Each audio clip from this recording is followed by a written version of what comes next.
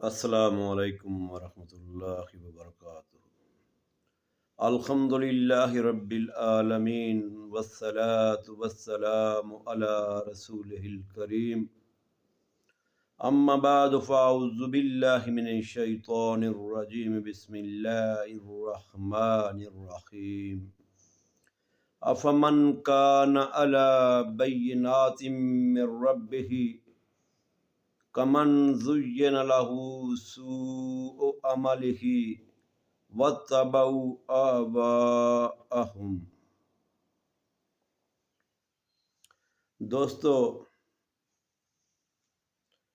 ماشاء اللہ ڈاکٹر نشاط صاحب نے بڑا شاندار پروگرام منعقد کیا۔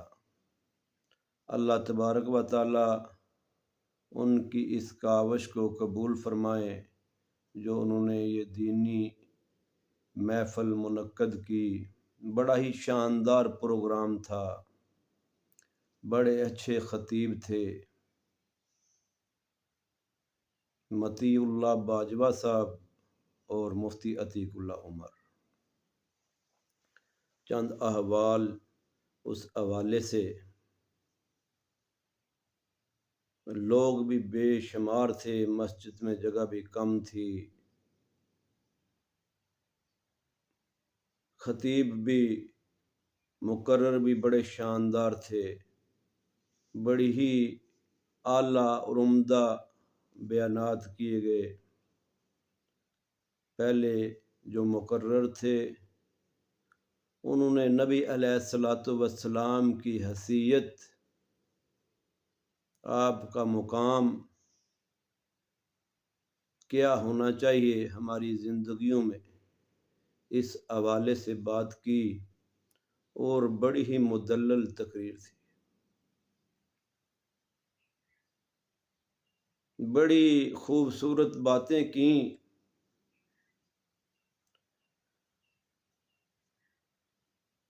مگر کچھ باتیں انہوں نے اس علاقے کے حوالے سے بھی کی۔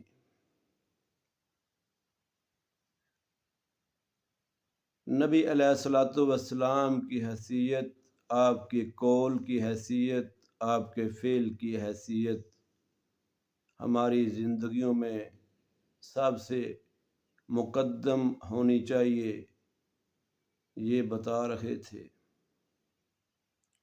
بات کرتے کرتے خریم اسدی رضی اللہ تعالیٰ عنہ کے حوالہ سے بات کی کہ نبی علیہ الصلوۃ والسلام نے فرمایا، خریم بندہ تو اچھا ہے اگر اس میں یہ دو خامیاں نہ ہوں، وہ دو خامیاں کیا تھیں؟ ایک، ان کے بال زیادہ لمبے تھے، بڑے تھے، اور دوسرا ان کا تیمبد ٹخنوں سے نیچے رہتا تھا۔ یہ بات کرنے کے ساتھ انہوں نے کہا، آج کل لوگ سوشل میڈیا پہ ویڈیو بنا کے ڈال دیتے ہیں کہ فلاں امام نے یا خطیب نے یہ جھوٹ بولا ہے۔ بھئی تمہارے پاس کیا معیار ہے؟ تم جس کو جھوٹا کہتے ہو وہ کیسے، تمہاری نظر میں تو جھوٹا ہو سکتا ہے مگر یہ کیسے پتہ چلے گا کہ وہ شخص جھوٹا ہے؟ اس کے لیے چاہیے کہ مسجد کی 5-6 رکنی کمیٹی جو ہو وہ بیٹھے، وہ 5-6 بندے اس بات کا فیصلہ کریں، پھر اگر وہ خطیب یا امام آپ کو صحیح نہیں لگتا تو اس کو اچھے طریقے سے فارغ کر دیا جائے۔ جب یہ بات کی تو یہ بات یہاں پہ چونکہ چل رہی تھی تو اس حوالے سے بات کی تو یہ اندازہ ہوا کہ ان کو اس حوالے سے بتایا گیا ہے۔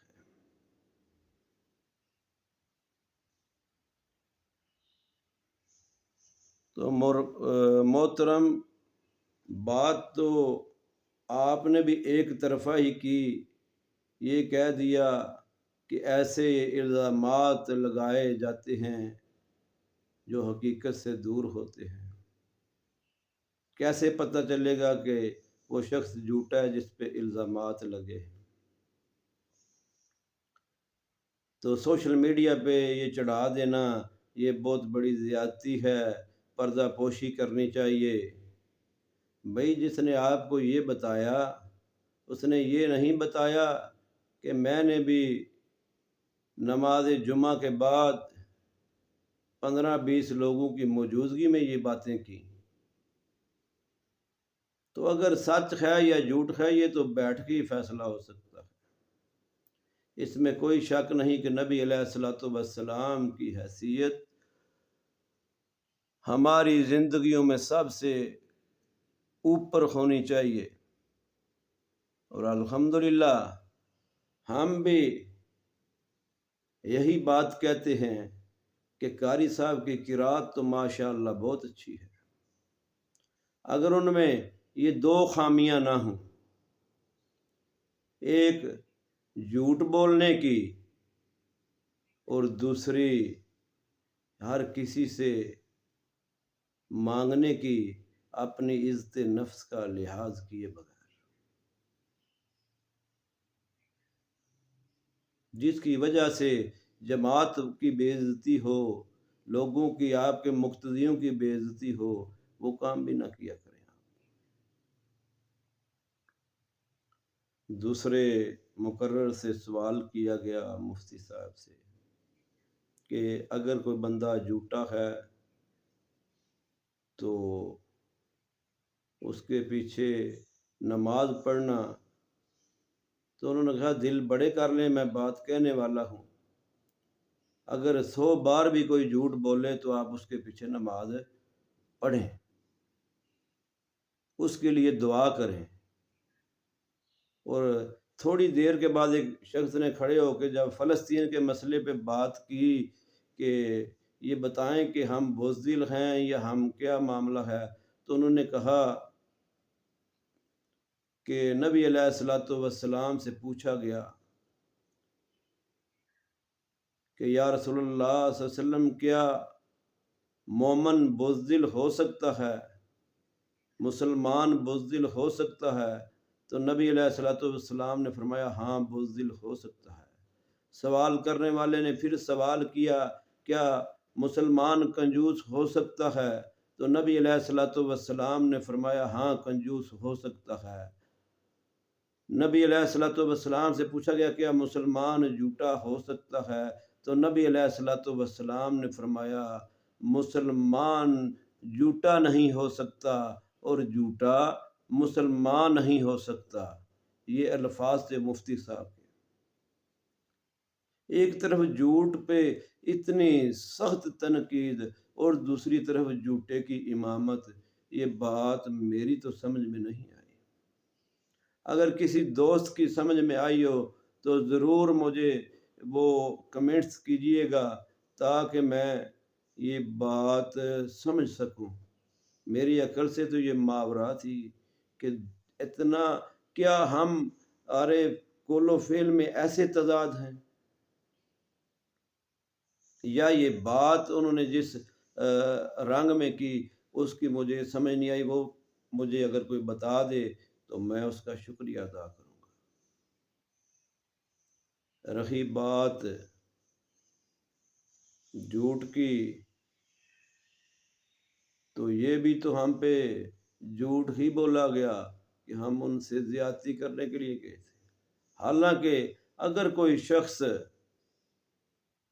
تمہیں یہ چیختے ہوئے غصے کے ساتھ کہے کہ بھئی تمہارا کوئی تعلق نہیں، تم کون ہوتے ہو مجھ سے پوچھنے والے، تم نے تو حساب دے دیا، تو کیا ایسے شخص پہ پھول برسائے جاتے ہیں؟ یہ پھر بھی ہمارا ظرف ہے کہ ہم نے اس سے کچھ نہیں کہا۔ اور یہ نبی علیہ الصلوۃ والسلام کی سنت ہے کہ اگر کچھ معاملہ ہو، آپ صلی اللہ علیہ وسلم کے پاس کوئی مقدمہ آتا، آپ فریق اول کی بات سنتے، اس کے بعد وہ جو اس پہ الزام لگا گیا اس کو بلاتے اور اس سے پوچھتے تھے کیا میں اور آپ ایسے کرتے ہیں یا یک طرفہ فیصلے کرتے ہوئے اپنی انا یا اپنی مرضی ٹھونسنے کی کوشش کرتے ہیں، یا نبی علیہ الصلوۃ والسلام کی سنت کے مطابق ہے یہ عمل؟ السلام علیکم ورحمۃ اللہ۔ غور کر لیں اپنے آپ پہ، میں اور آپ، کیا ہم نبی علیہ الصلوۃ والسلام کو وہ مقام، وہ حیثیت دے رہے ہیں جو حیثیت نبی علیہ الصلوۃ والسلام کی وہ دینی چاہیے، آپ کے قول کو دینی چاہیے، آپ کے فعل کو دینی چاہیے۔ اللہ تعالیٰ مجھے اور آپ کو نبی علیہ الصلوۃ والسلام کے ساتھ سچی محبت